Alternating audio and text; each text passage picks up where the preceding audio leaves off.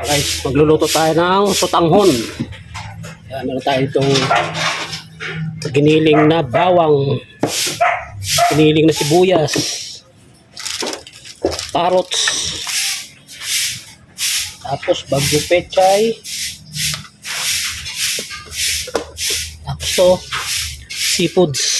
Yan, ilalawak natin sa sotanghon.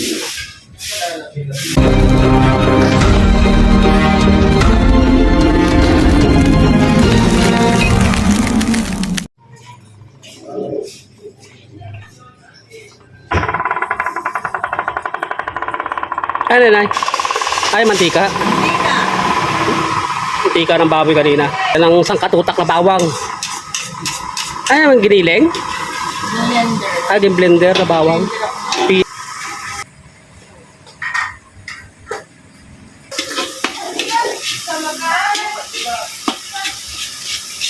Sotanghon, seafoods. Ay, nice. Yan yung seafoods. Seafoods na may halong atay ng baboy. Yan na. Sasangkot tayo na.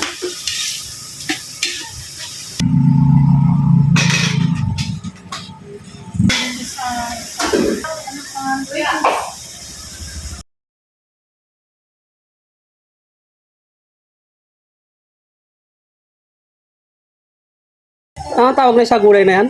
Chicharo. Chicharo. Ilang guys maiga.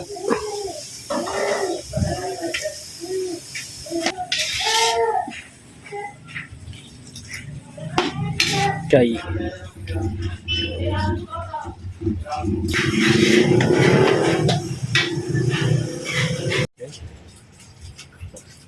Dinagdagan na sabaw.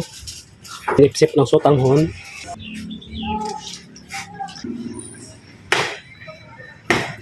Sarap talaga dito guys sa pag ganyan, uling ang ginagamit.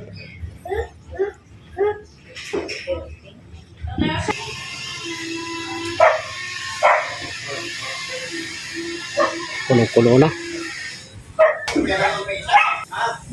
Tama na yun. Kaya baka, oo, baka hindi namin maubos na, isakan tayo ng kanin. Special sotanghon. Ayan na, nilagay na yung ano, noodles.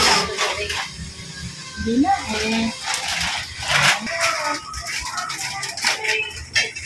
ano yung sushi? Doon sa ano? Ano to? Bali ilang kilo yan ay? 1 kilo. Isang kilo. 1 kilo ka lang natin. 1 kilo kalahati na. Guys, nilagay na yung sotanghon. 1 kilo. Para 1 kilo kalahati.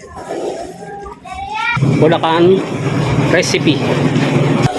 Sotanghon gisado.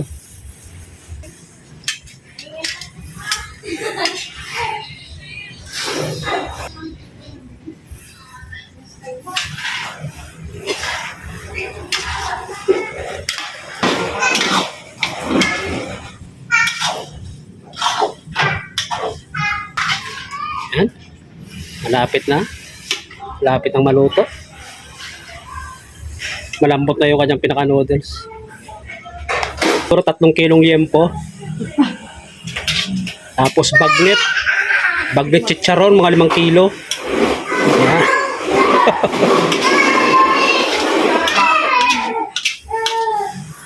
maganda yung business to guys. Yan o. Ilagay mo sa styro. Tapos patungan mo ng liempo. Hindi kaya bagnet chicharon.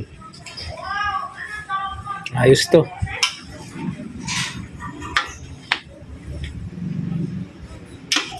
Sotanghon gisado. Yan guys. Yan na, nagtutong na. Yan na guys, tumututong na. Kay Attorney Marcoleta nga pala guys, shout out din. Mabigate yung subscriber natin. Yan na guys, luto na. Yan, lalagay na lang natin yung ating toppings. Yan, lalagay na lang ni nanay. So, pwede na yan. Ano na, 5'8".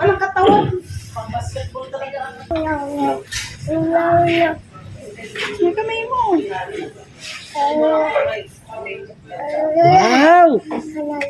Oh. Nodo.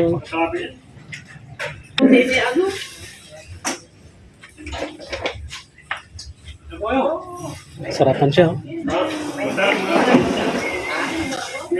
Bakit ang lalagyanan mo? Ayan guys, oh. Yung ating... Oh. Hello guys! Ang gisado. Okay guys, maraming salamat. Bye!